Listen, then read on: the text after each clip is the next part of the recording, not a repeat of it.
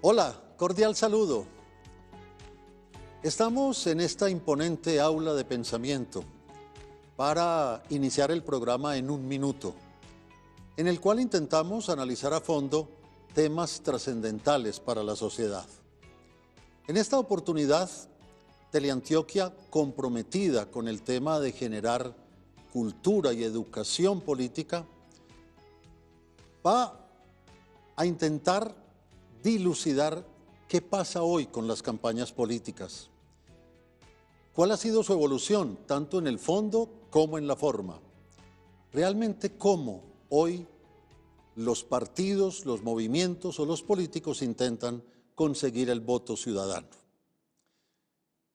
Nuestros invitados, como el nombre del programa lo indica, en intervenciones de un minuto nos van a aportar puntos de vista, planteamientos y opiniones para que al final conozcamos de una manera muy completa cuál es el hoy de las campañas políticas en Colombia.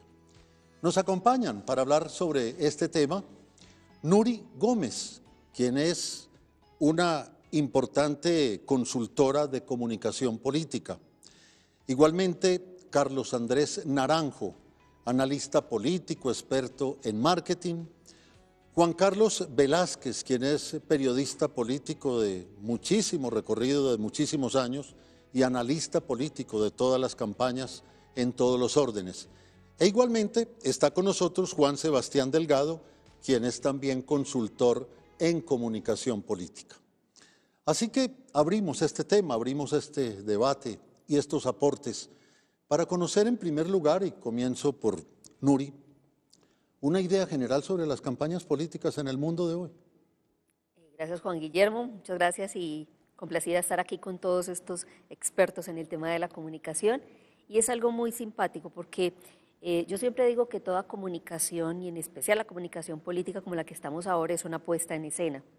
Y esta puesta en escena es que hemos pasado de Platón a Macron, de Gutenberg a Zuckerberg, y efectivamente en estos momentos está en el momento, en Colombia, el momento más álgido de la puesta en escena de esa comunicación política. ¿Por qué? Porque lo que se está buscando es vincular a todos los votantes, hacerse recordar, que es importante en el momento del voto, y sobre todo llamar a la acción, que justamente esos 10 segundos que implica la votación, ahí en las urnas donde nadie más nos dice nada, efectivamente se desate esa intención real en la votación. Entonces estamos en el máximo momento de la puesta en escena política de Colombia. Carlos Andrés. Juan, con el saludo para vos, para mis compañeros, para el equipo técnico de Teleantioquia y claro, todos los televidentes.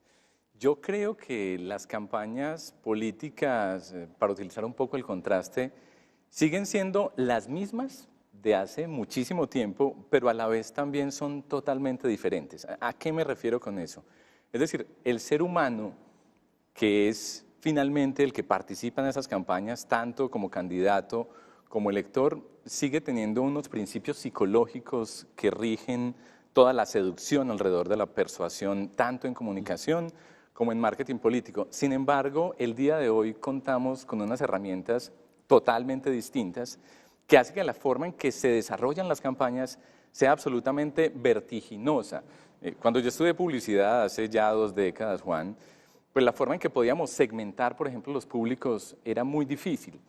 Hoy, gracias al marketing digital, y seguramente pues ahora Juan Sebastián nos va a hablar un poco más de eso, tenemos la posibilidad de segmentar muchísimo mejor los mensajes y en ese sentido son distintas a pesar de que apelan a esos sentimientos y a esas emociones primitivas que se han formado durante miles de años. Juan Sebastián. Juan, un saludo para ti, qué bueno estar compartiendo aquí con amigos y compartiendo con Teleantioquia. Bueno, yo quiero complementar un poquito lo que Carlos y Nuri está diciendo, porque sí es cierto que tenemos muchos elementos de vieja data, el voz a voz sigue estando, el contacto uno a uno sigue estando, la calle sigue estando, pero ¿qué es lo que tenemos ahora? Más información, y no solamente más información del ciudadano hacia el votante, sino viceversa, del ciudadano hacia el político, sino viceversa, del político al ciudadano.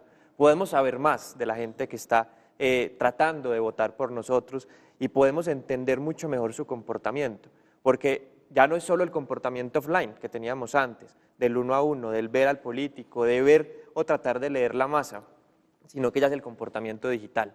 ya es lo que la gente dice a través de una red social, ya es lo que consume y todo eso habla de la gente. Entonces todos esos elementos ya nos han permitido a los que somos consultores tener más herramientas para poder segmentar, además de lo que dice Carlos, pero no solo eso, saber qué decir y cómo decirlo en forma y en fondo para que la gente pueda ir finalmente a esos 10 segundos que mencionaba ahorita Nuri, y es marcar una X por un candidato. Juan Carlos, ¿qué tal? Juan Guillermo, un saludo especial a todos los compañeros. A mí me gusta mucho volver a lo simple, y es, uno elige por confianza o por desconfianza en el otro. Para poder elegir y tener confianza hay que conocer. El primer reto hoy de los candidatos, lo dicen las encuestas, es que a la mitad de los candidatos presidenciales los conoce el 90% y a la mitad solo el 50%. ¿Dónde hay que hacerse conocer? ¿Dónde está la gente? ¿Qué cambió Carlos Andrés de hace 2 siglos? Que hoy la gente está en sitios muy distintos, como en las redes sociales.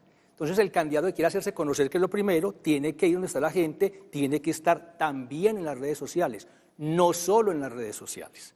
Es un complemento, hoy está el periódico de toda la vida con las propuestas, pero el que no está en redes sociales no existe, con 2 elementos adicionales. El ciudadano de hoy sí es más poderoso que el de hace 2 siglos, porque interactúa y tiene poder de comunicación directa que las redes se lo entregó. Y lo segundo es que los candidatos tienen que cuidarse de no perder su identidad.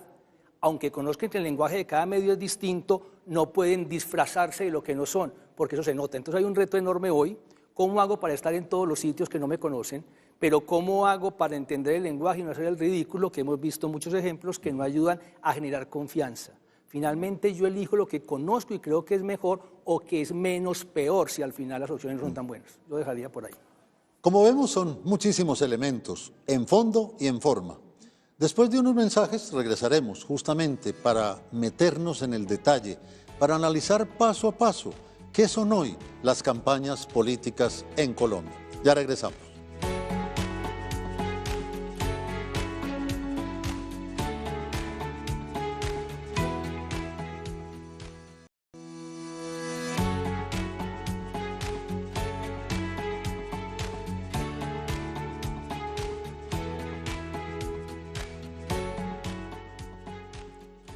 Continuamos en un minuto analizando las campañas políticas.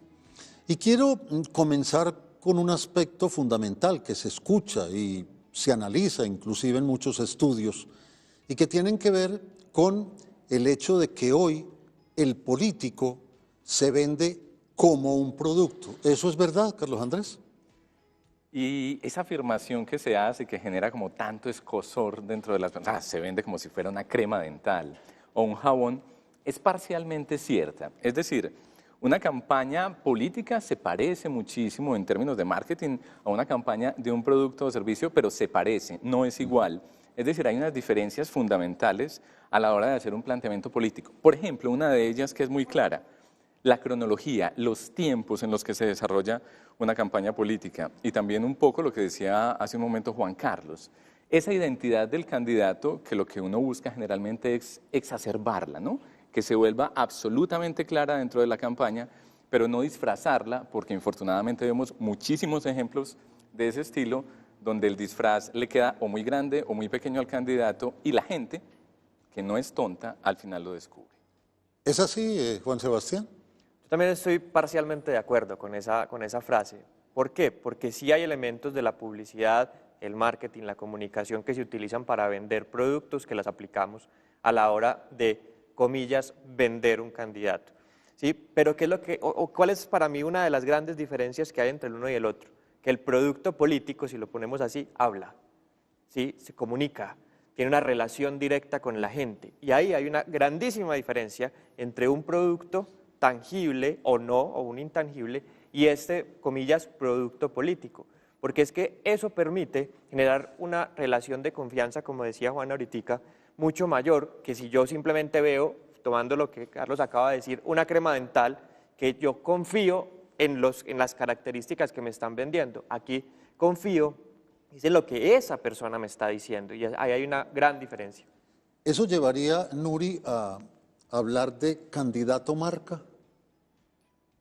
En cierto sentido siempre hablamos de que hay que generar algo que se llama una marca política, ¿sí? Y esa marca política también es un proceso, ¿sí? Es un proceso que lo que permite es visibilizar, posicionar, diferenciar o mejorar la imagen y la percepción, que esa es la palabra clave, la percepción que tienen unas audiencias frente a ese personaje o a ese tema político. Pero como es un proceso, requiere un diagnóstico, que es obviamente un proceso de investigación. ¿Quién es? ¿Quién lo quiere? ¿Cómo lo quiere? ¿Dónde lo quiere? Un tema de pronóstico, y es cuál sería la mejor estrategia para poder alcanzar ciertos niveles de favorabilidad, de recordación, de aceptación. Un tema de, obviamente, de la operación, es decir, vamos a hacer igual testeo de cuál tiene la mejor posibilidad de llegar, y por supuesto el tema de la medición, que a veces nos cuesta tanto hacerlo en el tema político. Pero ante todo, en ese sentido, lo más importante es identificar que el reto grande dentro de la comunicación y del marketing político no es solamente que quieran al candidato, sino que lo prefieran. ¿Le quita eso espontaneidad al candidato, Juan Carlos? Guillermo, déjeme hacer símiles. No es exactamente, pero en vez de compra, movilización, en vez de producto, causa. Buscamos que el ciudadano se movilice por una causa. Pero déjeme también decir que es muy retador que por herramientas nuevas que tengamos, por conocimiento profundo de los candidatos y los medios, la democracia, la torta de la democracia sigue en el mismo tamaño. En este país, en los últimos 60 años, solamente vota la mitad, el 50%. El 50% cree que es inútil votar, porque no les cumplen, porque el sistema no funciona, porque se siente frustrado con lo que elige. Entonces, un poco uno ve que en esta del 13 de marzo, el Congreso vota, el 49% fue la vez pasada, para presidencial se entusiasman un poco más, se mueven al 53%, es decir, 1,5 millones más de votantes con el censo de hoy, y uno siente que le pueden creer más a una causa personal que a una causa partidista. Y uno comienza a decir, bueno, ¿qué pasa con el mercado de la democracia? Que no hemos logrado entusiasmar a los votantes, que la gente, así cambiemos estrategias, nuevas herramientas, sigue comportándose igual, la mitad no participa. Y eso lleva a un planteamiento que uno escucha permanentemente en el mundo de hoy, y es la aparición de los personalismos, justamente por el debilitamiento de la ideología, como bien plantea Juan Carlos. Juan Sebastián, entonces, ese personalismo hace que de alguna manera aparezca con demasiada fuerza el carisma, el impacto emocional, más allá de la ideología. Es que yo quisiera decir algo, pues es percepción, la ideología no se ha perdido. Lo que está afectado es los partidos o movimientos como tal, la institucionalidad como tal, porque la gente no cree en eso, porque todos tenemos una ideología, ¿sí? Y los personalismos también, ¿sí? Lo que pasa es que a veces tratan de, entre comillas, ocultarla, haciendo parte de estar afuera de los partidos, pero igual la tienen desde su forma de hablar, desde su forma de comportarse. Eso por un lado. Por otro, es clarísimo que los personalismos hoy en día nos generan más confianza, porque como no creemos en un partido, en una institución, creemos en la gente, ¿sí? Y lo digital ha ayudado mucho a eso, y la publicidad ha ayudado mucho a eso, a que confiemos en lo que nos dice. Y lo podríamos llevar a, por ejemplo, los viajes, que confiamos es en las referencias de la gente, lo mismo con los políticos. Entonces, claro, nos salimos del partido, ¿para qué? Para generar esa confianza y generar esa percepción de yo soy diferente, yo no soy un tradicional como aparentemente son los otros. Entonces, por eso también, entre otras, ha tomado tanta fuerza el personalismo. Pero hay una diferencia, Juan, y es que hemos pasado de propósitos colectivos, de propósitos comunes, a propósitos muy individuales. Y casualmente en política uno vota por quien más se le parece a uno, no por quien más se diferencia. Entonces los seres humanos lo que estamos buscando es quién se me parece a, quién tiene la mascota igualita a la mía, quién va al restaurante como yo, quién va y come la sopa igual a como yo la como. Entonces estamos buscando, digamos, comportamientos en esos individuos o en esas personalidades políticas de algo cotidiano con el que yo me pueda referenciar. Ya no es tanto el tema dogmático, sino el tema pragmático, de quién le estoy diciendo y quién se parece a mí. Entonces, desde ahí es donde hay un cambio en la forma de las estrategias, cómo se distribuye y se van las campañas. Por eso es que estamos hablando hoy en día de que, por supuesto, hay mucho más emoción que razón en la forma en cómo se vota políticamente. Eso me lleva, Carlos Andrés, también a que debatamos un poquito un planteamiento, y es que las campañas, justamente en esa misma línea, están mucho más enfocadas al tema de la emocionalidad que al tema de la argumentación. son más de impacto que de raciocinio. ¿Es así? Totalmente. De hecho, Borges decía que un candidato tenía la función de ser como un espejo de sus electores, que si no hacía eso fracasaba. Y en el sentido de ser un espejo de sus electores entran las emociones. ¿Y por qué entran las emociones, Juan Guillermo? Porque es que, como mencionábamos ahora al principio del programa, una campaña política tiene un periodo de tiempo muy corto. Es decir, no hay un espacio amplio para la argumentación racional. Y sabemos que lo que moviliza a la mayoría de los votantes está relacionado con las emociones. Uno podría estar en términos morales de acuerdo o en desacuerdo con este postulado, pero es que las campañas políticas tienen que buscar ser efectivas. Mírelo de esta forma.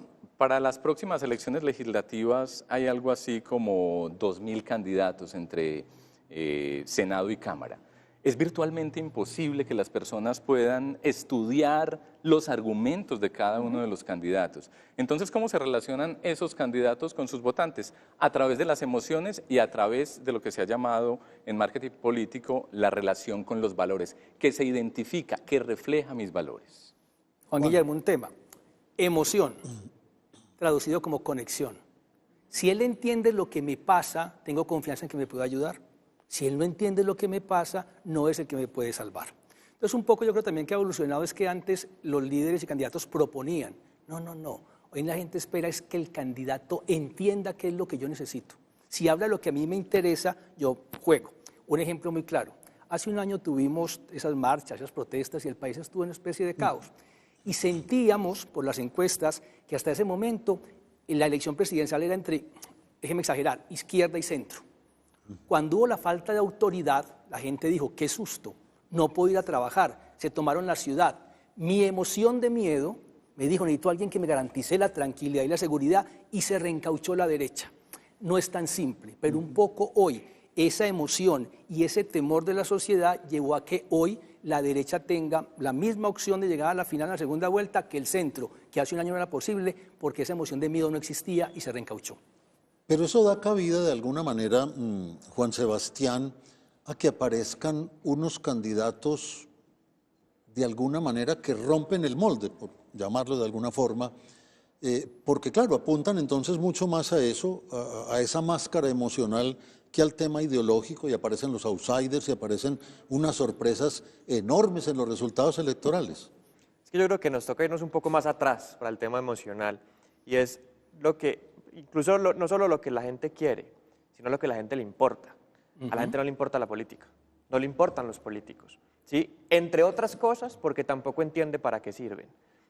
El caso legislativo, sí, claro, leerse 2.000 propuestas puede ser muy complejo, lo pueden hacer, pero no les da la gana, no lo quieren hacer. Entonces, ¿qué es lo que pasa? Como no entendemos, no queremos, entonces tenemos que buscar algo que nos entretenga, porque también la política, entre otras, esos outsiders han buscado el entretenimiento como vehículo para poder conectar, ¿sí? Entonces ahí entran nuevas tecnologías y nuevas herramientas como TikTok, entran flash moves, entran puestas en escenas, etc. ¿Para qué? Para conectar, haciendo a un lado ese no los quiero, no me gustan, y decir, mire, es que sí soy diferente en el sentido de cómo hago política, no tanto en el sentido de lo que yo represento, sino cómo hago política, pero además de eso, hago lo que a usted le gusta. ¿Sí? Porque es que eso es lo que muchos políticos están haciendo, una puesta en escena para que a la gente le guste y finalmente tome una decisión.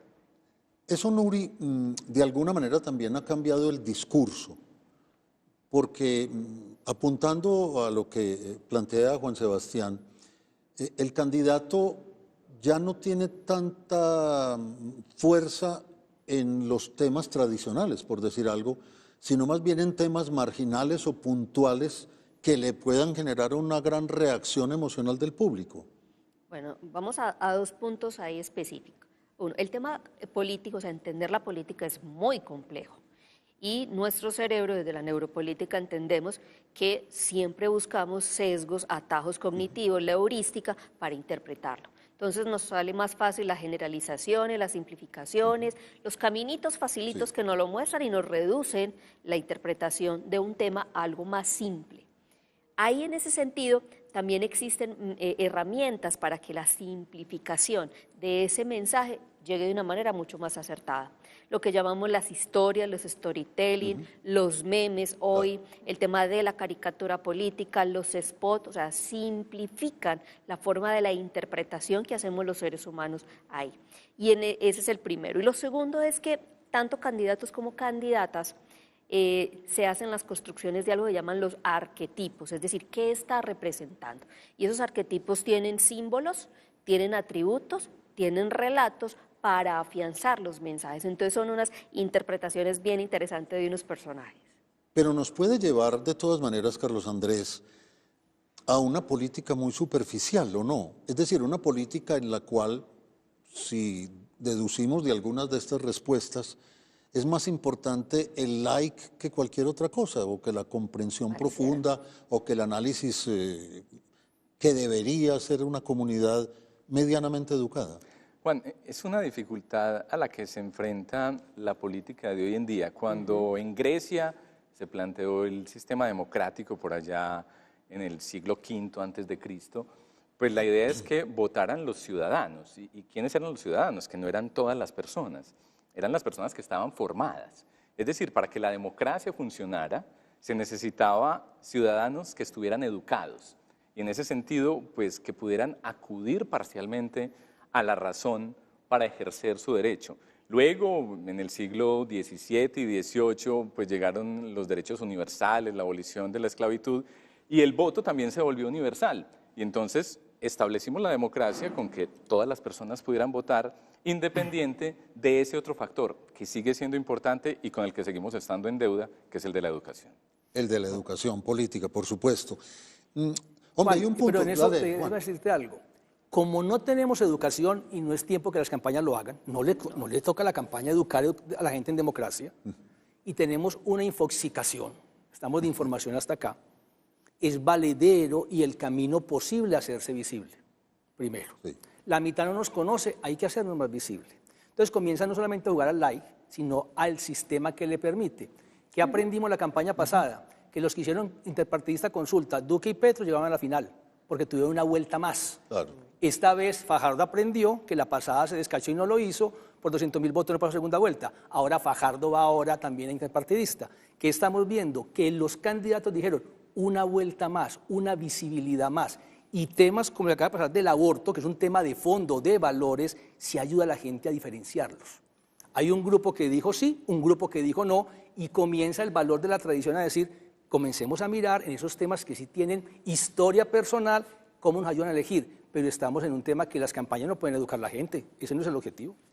Porque es que hay un tema importante, Juan Sebastián, y es que estamos hablando de que efectivamente el objetivo es hacerse notar o hacerse conocer, y uno lo podría entender de esa manera, pero eso también ha llevado no solo a que el material del discurso sea trivial, podemos llamarlo así, sino que también ha ganado mucho espacio un discurso polarizante, porque ese discurso también genera notoriedad, no necesariamente porque esté muy fundamentado.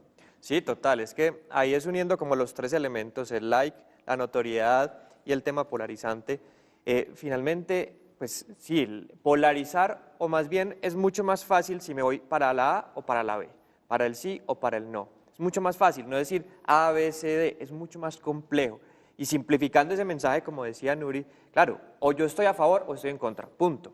¿Sí? Además, porque también analizando muchas personas, uno encuentra que la gente quiere una postura de su candidato, no de estar como que sí, como que no, como que más o menos. No, o me va a solucionar o no me va a solucionar, o me va a ayudar o no me va a ayudar, punto. Y ahí hay que tener una postura, y por eso también en esa polarización se ve esas posturas muchas veces, porque además hay una cosa bien particular, muchos ciudadanos que aparentemente están o a la izquierda o a la derecha, tienen cosas en su comportamiento que son de derecha y de izquierda al mismo tiempo, ¿sí? O sea, yo puedo pensar ciertas cosas más similares o más cercanas a la izquierda, pero también más cercanas a la derecha, pero obviamente siempre habrá uno que prime sobre el otro. Hay un tema que no quiero que se nos quede en el tintero, Carlos Andrés, y es el tema de las encuestas, la encuesta tradicional, porque en medio de este mundo y de las mediciones que permiten las nuevas tecnologías y las nuevas plataformas, ¿qué papel juegan hoy las encuestas? Incluso porque muchos analistas piensan que la encuesta ya no es tanto una consecuencia, sino una causa. Que en lugar de poder retratar una situación política, lo que la está es propiciando. Sí, y cuando hablamos de eso, Juan, entonces aparece esa pregunta de, la gente entonces termina votando no por el candidato que quiere, sino por el que está encabezando las encuestas. Efectivamente, hay una tendencia natural, psicológica, a que eso se produzca. Cuando se han hecho experimentos en psicología, usted puede poner a 2 o 3 personas a decir si un objeto es más grande o más pequeño. Y en ese experimento usted pone a uno de los investigadores a que se una con otro de los investigadores y le diga a la persona, no, ese objeto es más pequeño, a pesar de que usted con sus sentidos lo está viendo más grande. Y cerca del 30-35% de las personas cambia su opinión. Es decir, los sentidos le dicen una cosa, pero como la mayoría está diciendo otra cosa, tienden a cambiarla, de tal forma que las encuestas también se vuelven en ese sentido una herramienta política, por supuesto. Nuri, quería agregar algo. Sí, es que es interesante con ese tema de las encuestas, y es que las encuestas son una fotografía del momento, y va a depender de la cámara fotográfica, del dueño de la cámara, del fotógrafo, del ángulo en que lo toma, de cómo la revelan y dónde publican la fotografía. Y efectivamente tienen esa consideración que la arquitectura de la decisión del voto se considera que, por supuesto, estimula lo que se llama el sesgo de subirse al carro, y es cómo hago que la gente se sume al que está ganando. Entonces, eso cuenta es para eso. El tema de las encuestas, Juan Guillermo, también juega con lo que no existe. La realidad es una sola, pero un poco convivimos en la opinión pública entre realidades. La del ciudadano de la calle, que toma la foto de la encuesta, por imperfecta que sea. La de las redes sociales, que es otra realidad, y la mediática, que es otra. No siempre coinciden y la gente se confunde con dónde está la realidad, pero cuando coinciden es arrollador. Entonces un poco uno diría, claro que la encuesta es un mecanismo que ayuda a tomar la decisión, a decir, estoy con el ganador o mi apuesta sí está del lado cierto. Porque finalmente mira que, como está distribuido el mercado otra vez, solo el 50% vota. El ser uno mayoritario, en las encuestas de hoy, hoy está un candidato liderando el 30%. El 30% es el 15% del país que vota. Entonces uno dice, no ganó, va de primero. Pero hace un año iba de primero otro. Y la encuesta lo que hizo fue tomar la foto y diciendo, alguien perdió fuerza y alguien ganó fuerza. Entonces, claro que es una herramienta que ayuda a tomar la decisión, pero la gente ha entendido que es una herramienta que es dinámica y evoluciona. Y ayuda mucho al final porque tenemos unas reconocidas que sí le han dado como a la foto. Hay otras que sabemos que las usan para cambiar la realidad. ¿Ibas a aportar algo, Carolina? Creo que además, Juan, hay una cosa muy interesante, y es que el mismo planteamiento del sistema democrático establece que la mayoría son las que tienen la razón. Eso es lo que se busca en democracia. ¿Quién tiene más votos? Entonces, finalmente, ese prototipo, esa arquitectura de la decisión está determinada también por un sistema que influye directamente en eso. Ahora Nuri mencionaba algo muy interesante sobre los sesgos y las heurísticas, esos atajos mentales que tomamos los seres humanos para tomar decisiones. Pues Daniel Kahneman habla muchísimo de ese tema de los sesgos, y hay otro psicólogo que se llama Gergi Gerenzer que dice que, contrario a lo que piensa, por ejemplo, Kahneman, las heurísticas no tienden a llevarnos hacia los sesgos, sino muchas veces también hacia los aciertos. Es decir, quitan información que es irrelevante, pero podemos terminar tomando decisiones importantes y adecuadas simplemente basándonos en la intuición.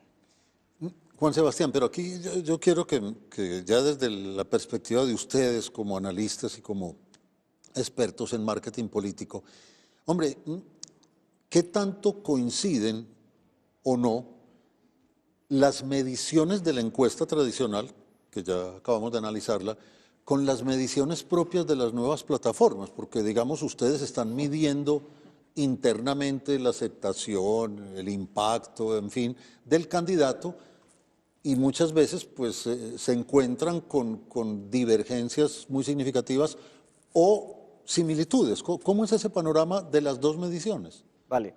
Antes, un aporte a lo de la encuesta. Desde mi perspectiva, la encuesta también a veces se utiliza para generar miedo. ¿Sí? ¿Miedo de qué? Del que va de primero. Y que se movilicen los que no van de primeros, ¿sí? Para generar un cambio ahí en una decisión de voto.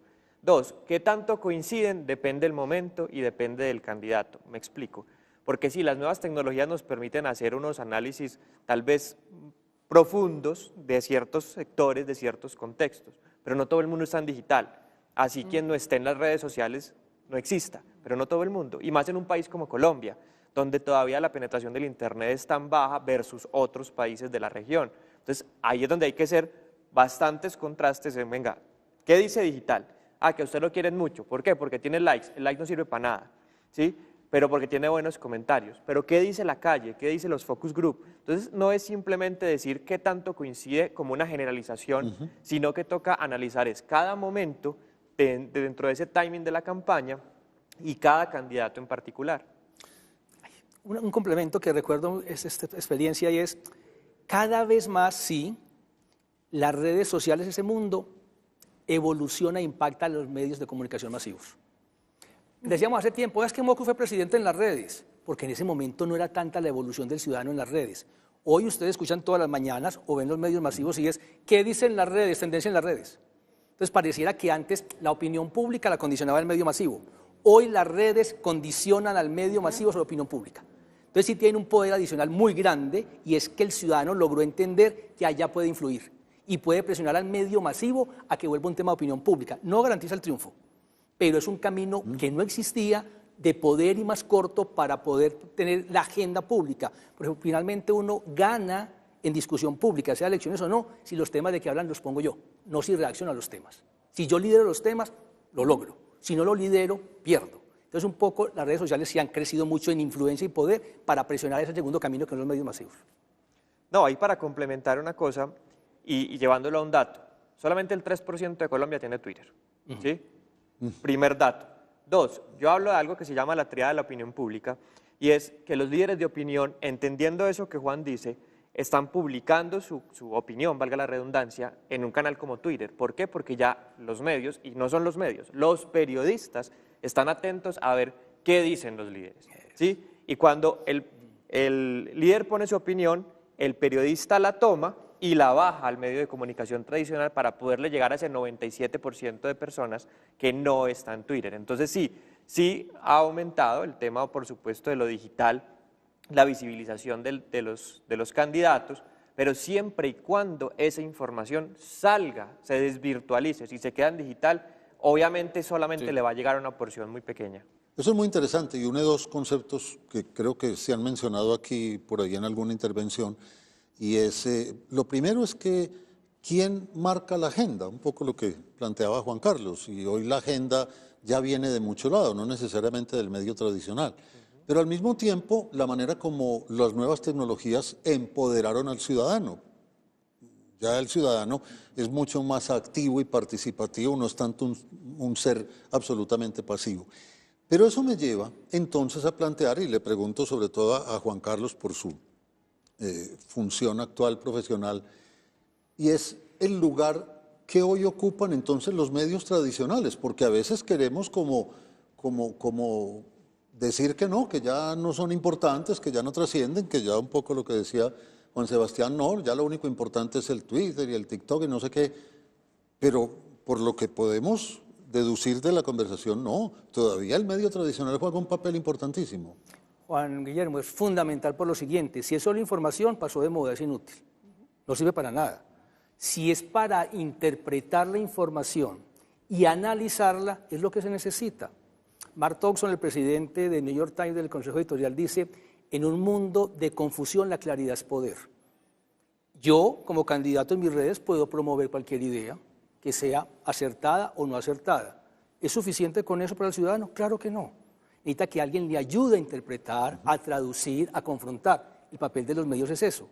Lo que es inútil, Juan Guillermo, es quedarnos con la chiva. Me da pena exagerar tanto. Eso, claro. Una chiva hoy es inútil. Ya eso no, pasó de no moda. existe, ¿cómo no? Si solo das información, te reemplaza cualquiera.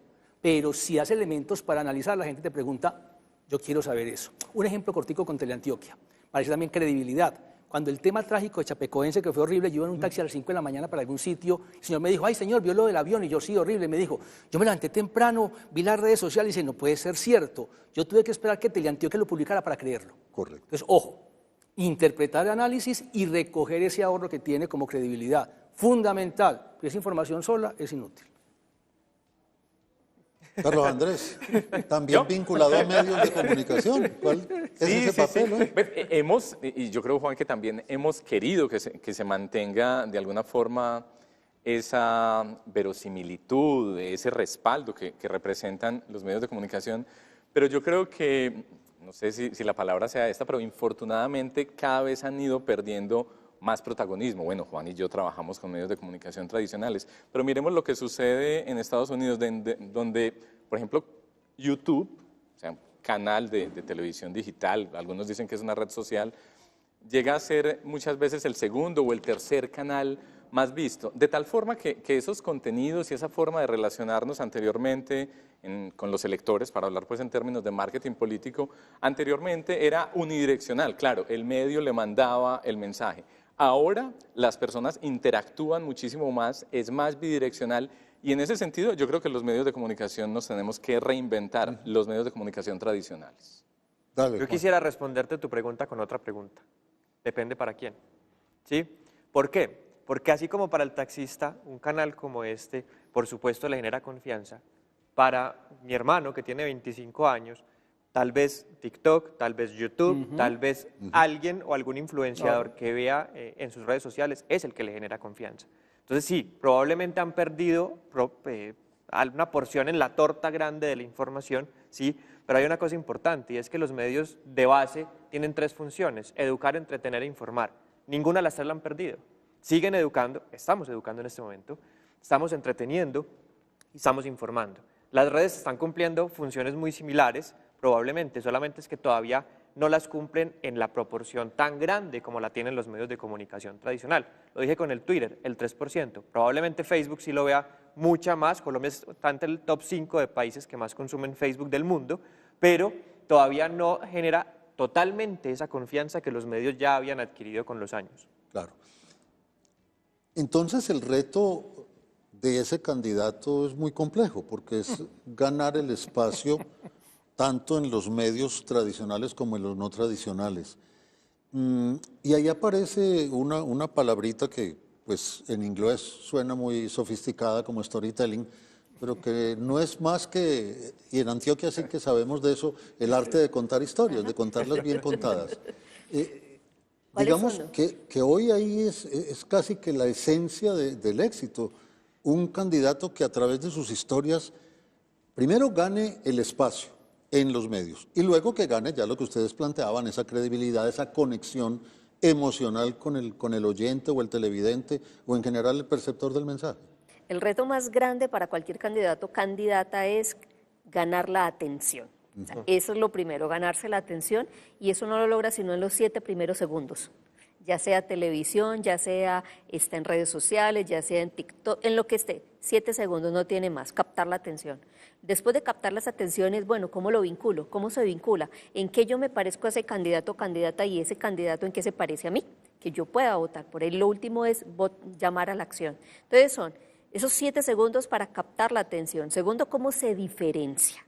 Y ese ser diferente a otros candidatos, a otras alternativas, a otra cantidad de espectáculo que va a encontrar en las redes sociales, porque es que no está compitiendo contra otros candidatos, está compitiendo con un montón de información y de contenido de espectáculo, y no nos olvidemos que entre mayor superficialidad, mayor masividad, entonces lo que se va a consumir es ese espectáculo masivo que genere una sola emoción. Y lo último ahí es, listo, pero entonces, ¿cómo me quedo en el recuerdo? ¿Cómo me quedo en la memoria de esa persona que en el momento de la votación esté ahí? Entonces, cada vez más los candidatos se tienen que preparar para ser entretenidos, para ser interesantes y para ser amados y para ser preferidos. Pero se corre el riesgo de pasarle el límite. Carlos Andrés, de todas maneras, entonces, en ese esfuerzo que bien plantea Nuri, pues uno ve cosas absolutamente ridículas o absolutamente salidas de tono, o que pueden generar el efecto contrario y en lugar de establecer una conexión, establece un rechazo masivo. Sí, y es el riesgo al que se enfrenta cualquier candidato cuando aparece en la política. Como estaba diciendo Nuri, el recurso más escaso, yo diría que no solo en términos de marketing político, sino en términos generales, es la atención. Y es por esa atención por la que compiten la mayoría de los candidatos. Eventualmente algunos candidatos se pasan de ese límite, que es bien difuso pues también y bien difícil de interpretar, Juan, pero terminan haciendo cosas totalmente contraproducentes. Lo que pasa es que sin atención no hay forma de que el mensaje ingrese al cerebro para que luego pueda ser memorizado. Lo primero que necesitamos es que haya atención. Y en ese sentido, pues trabajan la mayoría de los estrategas políticos porque sin eso puede haber una muy buena propuesta, una propuesta excelente, pero nunca va a haber un éxito en términos electorales. Pero cae en algo en esa estrategia. O usted quiere ser famoso o quiere ser prestigioso. Que son dos cosas, dos Claro. palabras. Y por eso vemos también en estas campañas políticas que muchos de los nuevos partidos, por ejemplo, de los que han recuperado su personería jurídica, optaron por primero conseguir gente que fuera conocida, ¿sí? Que ya podía captar la atención más fácilmente y luego, a partir de ese conocimiento que tienen de los candidatos, pues poder transmitir el mensaje. Porque el camino opuesto es un camino bien complicado, tener primero la propuesta y después hacer conocido al candidato. Pero hay una cosa importante, y es que lograr la atención y que la gente escuche tu mensaje no garantiza que lo entendió, ¿Cierto? y no garantiza que va a votar. Y ahí es donde están pecando muchos candidatos, que sí hacen de todo para llamar la atención, así como los niños chiquitos que lloraban para llamar la atención, lo mismo, ¿sí? Es lo mismo, hacen pataletas para llamar la atención, y cuando ya la tienen, no saben qué hacer con ella, ¿sí? Porque se quedan en eso, se quedan en el like, y no logran esa clarificación de la que hemos hablado varias veces del mensaje para que la gente lo entienda.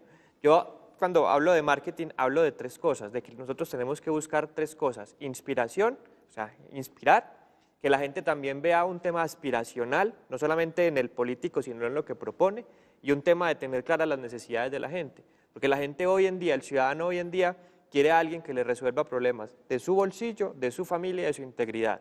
Y ahí es donde también, cuando se logra esa atención, no se habla de esos temas, sino que se queda simplemente en lo banal y en lo superficial.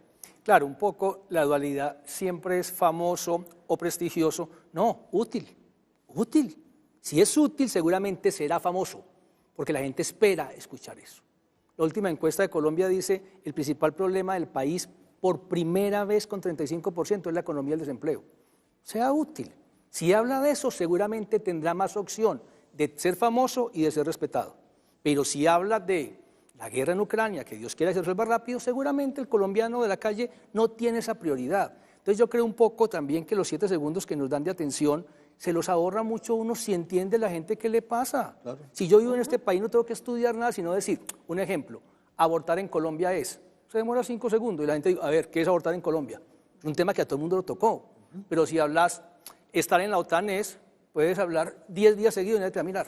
Entonces el tema es, ¿nos ahorramos el tiempo de la conexión de hablar de temas útiles conociéndolo o creemos que nuestro mensaje es el importante y no el que la gente espera? Claro, y eso ha llevado incluso, y lo puede uno comprobar en estos momentos, en la manera como los candidatos que están sintonizados con esa línea tienen temas variables, es decir, no son 4 temas rígidos tradicionales de su campaña, sino que fácilmente pueden adaptarse al momento, a la coyuntura, a la situación, por la manera como conocen el receptor del mensaje, sus necesidades o el momento que vive el país.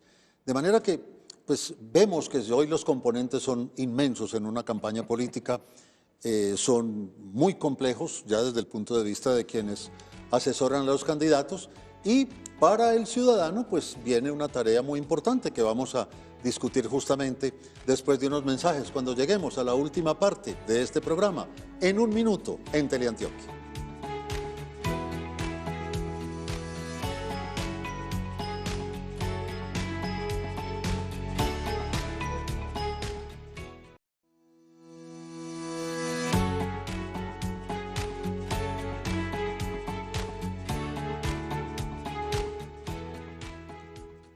Estamos llegando ya al final de En un Minuto a través de Teleantioquia. Y decíamos en la presentación que el canal está absolutamente comprometido con el importante papel que juegan estos medios de comunicación en generar cultura política. Y como estamos hablando a nuestro televidente, yo creo que vale la pena que consideremos, bueno, ¿qué hace ese ciudadano de a pie para ser un mejor elector a la luz de todo lo que hemos planteado? Ya ha escuchado cómo se manejan esas campañas políticas, a qué apuntan hoy, a través de qué medios. Bueno, ¿y yo qué hago para que mi voto sea más consciente, más útil, si se quiere, para que yo pueda cumplir ese deber ciudadano de la mejor manera? Nuri. Solo tengo 3 recomendaciones. Lo primero es entender que uno siempre va a votar por alguna emoción, son 100% emocional, pero para el ciudadano le queda la responsabilidad de saber, ¿será que estoy votando a favor o estoy votando en contra? ¿Estoy votando para vengarme de alguien porque no quiero a nadie o al contrario es para ayudar a alguien? Entonces, en ese sentido, siempre solamente habrán 2 posiciones en política, o cambio o el status quo o mantener. Entonces, ¿qué quiero yo como votante? Lo segundo es identificar a quién voy a votar, pero no solamente quién es la persona, también sus propuestas, pero quién lo ampara, quién lo acompaña, cómo va a generar que esas propuestas de verdad sean realistas. Y tercero, efectivamente entienda que su voto no es únicamente el momento en que está ahí, sino que usted es corresponsable de a quién le dio su voto, sobre todo si fue a favor. Entonces, si acompaña a alguien a favor, acompáñelo durante todo ese periodo, ya sea como congresista, ya sea como alcalde, ya sea como la elección que esté, pero acompáñelo, porque eso es un tema de corresponsabilidad ciudadana. Carlos Andrés. Juan Guillermo, yo invitaría a los ciudadanos a que no se queden con la información que les suministramos los estrategas políticos, porque ya hemos visto acá cómo funciona esa máquina de marketing político, que tiene toda su lógica, ¿no? Pero que de alguna forma debe modificar esa posición pasiva de esperar a ver qué información le llega a través de la publicidad y de los medios de comunicación, bien sea digitales o convencionales, y actúe de una manera activa. Eso suena muy bonito, pero es muy difícil que la persona vaya y busque activamente información sobre los candidatos. Yo creo que también hay medios de comunicación tradicionales y también nuevos que están haciendo esfuerzos muy valiosos por publicar información de todos los candidatos que hay y todas sus propuestas. Entonces, acercarse un poco a esos medios de comunicación, como lo estamos haciendo, por ejemplo, acá con Teleantioquia es la elección, y ver qué dice cada uno de esos candidatos y ver también en ese sentido cómo concuerda con la visión que tenemos de un mundo mejor, de un país mejor o de una ciudad mejor. Yo me voy a ir un poquito para lo digital y voy a hablar, como diría uno coloquialmente, a calzón quitado. Lo primero, pregúntese si lo que le están proponiendo es realizable, porque a veces eso tan bonito no es verdad, ¿sí? Y entre otras cosas, ¿cómo podemos darnos cuenta si es realizable o no? Y es que, haciendo un paréntesis, en estos días que quedan de elecciones, pues obviamente va a haber muchas noticias falsas, muchas fake news, vaya y contrástelos. Hay chequeadores, ¿sí? Hay fact-checkers en Colombia, hay uno que es Colombia Check, vaya y revise si esa propuesta es viable. Uniéndome a lo que dice Carlos, varios medios ya han dicho algunas propuestas totalmente inviables e ilógicas. Entonces, obviamente, pregúntese si eso es cierto. 2, y muy importante, sí hay que poner un poquito de estudios, así tenemos que entender qué es lo que estamos eligiendo, porque no solamente estamos eligiendo una persona, estamos eligiendo un futuro. Y como estamos eligiendo un futuro, tenemos que entender un poquito eso, como no tanto ni siquiera la estructura macro de lo que estamos eligiendo, pero por lo menos las principales funciones, porque es hoy una elección, pero esa elección es una consecuencia a futuro. Juan Carlos. Yo diría, y retomando una invitación de Hannah Arendt de hace más de un siglo, ella decía que ser ciudadano es habitar el territorio. Yo vivo en Medellín, soy ciudadano, no. Haga algo más por su territorio, participe. Una de las formas es votar, es elegir quién nos va a gobernar. Segundo, pregúntese qué utilidad tiene para usted y su sociedad lo que propone el candidato, porque parte de la apuesta inicial es que le ayuda a vivir mejor a la sociedad, un gobernante es para eso.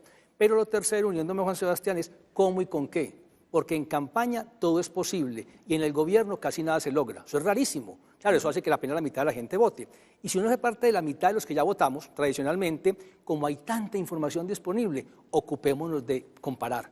Y los que nunca han votado, piensen si es mejor resignarse a que sigamos eligiendo los mismos, que el 50% tome la decisión por mí y siga yo tan insatisfecho, o si de pronto es más útil acercarme a una propuesta que sea más útil. Ninguna es perfecta, ni en política ni en ningún campo, pero el hecho es que tenemos una opción de decidir y es la más directa, úsenla.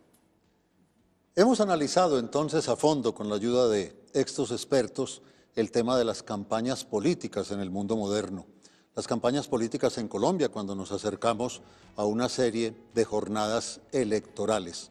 Ellos nos han transmitido argumentos, opiniones, puntos de vista sobre el manejo interno de esas campañas, cómo son hoy las campañas políticas, pero al mismo tiempo nos han dejado recomendaciones muy importantes del papel que tenemos que jugar como ciudadanos frente a ese deber, a esa obligación de votar, de utilizar el derecho que tenemos de elegir. Así que lo importante es que con estos elementos de juicio estemos mucho más preparados para ejercer el derecho al voto. Recuerde que Teleantioquia es la elección. Hasta el próximo programa.